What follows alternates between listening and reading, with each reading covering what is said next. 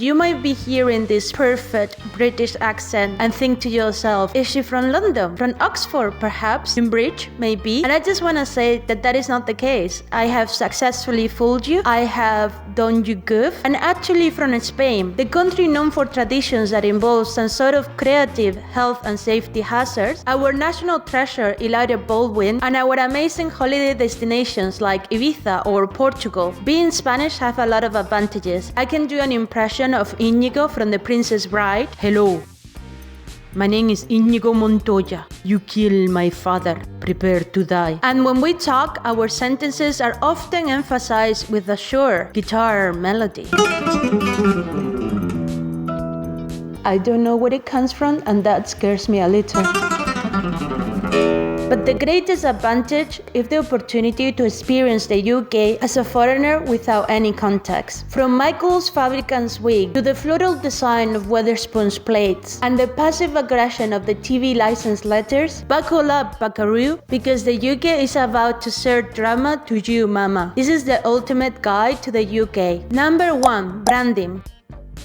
Very few countries understand the importance of personal branding more than the UK. When we think of Britain, we think of twins in a sparkly jumpsuit, manors full of Victorian ghosts, and cool Britannia. Who needs public services that work? This monochromatic vibe is serving plenty. We know that British people are geniuses at marketing themselves because there is a big difference between the way the world sees British people. I'd say it was a 30-year-old fiend indifferently blended, sir. And the way British people see themselves. Didn't become a little bit of a slag. I became a total slag. For years, the British have stepped back and let Hollywood portray them like the pinnacle of sophistication through classic characters with very important jobs, when they know that this is what posh people are actually like. Boris will have my full support as he does that. Well, I don't know why he's talking to a tree. Everyone outside the UK loves this British fantasy. That's why there will never be a shortage of those vanilla British actors who try really hard to be quirky. What if you do got me boxed in? One of my favorite things about the UK is the medieval vibe. The UK have a king's guard, a nobility, and even knights. I think that means that at least on paper, this group of people could be called upon to defend the kingdom. Today, anyone can live the medieval peasant fantasy in the UK by paying most of your money to a landlord or getting arrested for speaking up against a monarch. People in most countries don't care about their monarchies. In Spain, the number of reasons we have to be embarrassed of our monarchy is higher than the number of blonde girlfriends our King Emeritus has had. But everyone in the UK loves their monarchy. It is the only family receiving public money that the Tories don't hate. But the best piece of UK branding is the Union Jack, the only high fashion flag. Who cares that it excludes swells? Dragons are for nerds anyway. The UK flag has the strongest aesthetic among all the other low-effort flags that end up looking just like each other. For example, the other day I saw this pansexual flag only to realize that it was the Romanian flag. And it doesn't matter if you are gay, straight, or Romanian. We all deserve better branding. Number 2, Christmas. The UK is a country of extremes. We can see that on reality TV, which is either way too tame, Ardlo Hanlon goes on a quest to find the winner of the Tree of the Year competition. or it goes way too hard. And Christmas is an example of this British extremism. No one in Britain likes Christmas a normal amount. They always like it too much.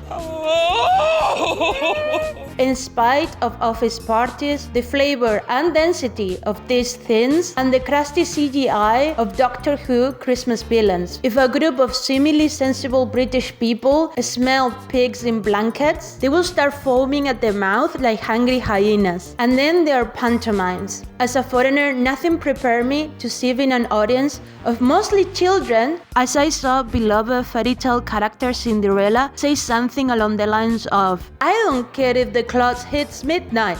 Cinderella can always handle another ball," while dancing with her best friends. the drag queen critters. That was the moment when I realized why Britain is called Great Britain. Number 3, food. A bit of milk, which I've warmed in the microwave. It is amazing that humanity have figured out how to add flavor to condoms, but British food continues to be that bland. Even though the UK has some amazing chefs, and Jamie Oliver, who insists on using chorizo responsibly, and people eat some amazing stuff in there. I feed my friends my fish tacos. I think that the hate for British food is a bit unfair, because people eat weird things everywhere. For example, in Spain we eat bull's testicles, so our diet contains more nuts than other diets. Every cuisine serves a purpose. The Mediterranean cuisine is our consolation for our economy. The French cuisine makes delicious dishes with all kinds of animals like frogs, horses, and rats. And British cuisine is designed to give you a high enough calorie intake to either spend days staring at a field with wishful longing while missing a forbidden lover, or to do some jolly working class singing and dancing. One key element of British cuisine is dryness. I have eaten food that was so mummified, I was worried that the British Museum was gonna steal it from me. British people promote their own cuisine with the energy of someone trying to sell you a product that they don't endorse. If a British person tells you, just add some gravy, or just add some custard, that is code for, if you don't like this food, you can show it up your ass. Number 4, language. I'm a massive fan of the dictionary. Basic ally, as in, doing. This is what English could have been if it wasn't such a feral language. The English language weaponizes an over-reliance on commas and subtle differences of pronunciation to cause chaos. It has taken me years to learn how to properly pronounce words like yellow, jello, and jello. But I keep having misunderstandings at work, because when I say something like, you can't open that file, it sounds exactly like, you open that file. And at this point, I don't know how I am supposed to insult my co-workers anymore. Foreigners spend years studying English only to come to the UK and find out that people talk like this. What you call it, man? Oh, just don't look his age, that Butter. Supine protoplasmic invertebrate. Okay, you know, we're up for the banter. The UK is not that big of a country. Here it is compared to Spain, the US, and Scotland. So its density of accents is astonishing. Imagine talking to your neighbors so little that you cause a linguistic anomaly. But learning English is worth it because they have produced some amazing literary talent, like Shakespeare. Today, experts believe that Shakespeare might not have been one person, but a group of infinite monkeys typing at infinite typewriters. It is amazing that all those monkeys were able to master the English language when people from Birmingham continue to talk like this. Everybody was honest, and we found out we were getting ripped off. They went to a lawyer, and they were ripping us off. Number 5, history. All I know about British history I learned from Game of Thrones. Does she like it gentle or rough? A finger in the bum.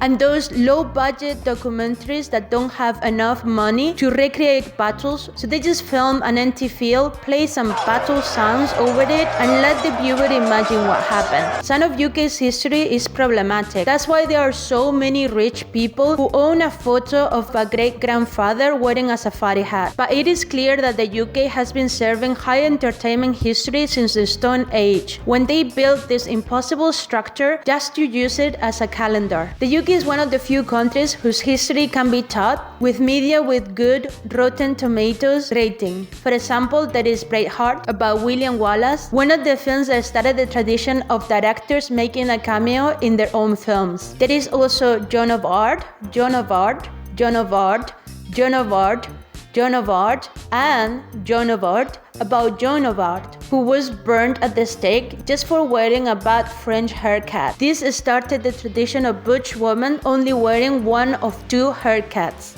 It is either the undercut that David Beckham has, or what Hugh Grant had in the 90s. Just like Americans circumcising their children for no reason, Henry VIII loved to cut heads, and there are lots of movies about his terrible dating history. But he also criminalized being gay. Jokes on him, because now everything is a bit gayer in the UK, from the Barbiecore of prank cocktail crisp to heterosexual fashion. There is The Patriot, about the War of Independence and the formation of the United States, starting a chain of events that gave us Lisa Rinna. You can watch historical Mel Gibson's films as a trilogy and pretend that they are about a time traveler who likes to fight against the English. He fought for Scotland in Braveheart, he fought for the United States in The Patriot, and he fought for poultry in Chicken Run. The UK is a wonderful country. They have great music, British humor, and the only healthcare system that can keep Keith Richards alive against all odds. I hope that you find this guide to the UK helpful.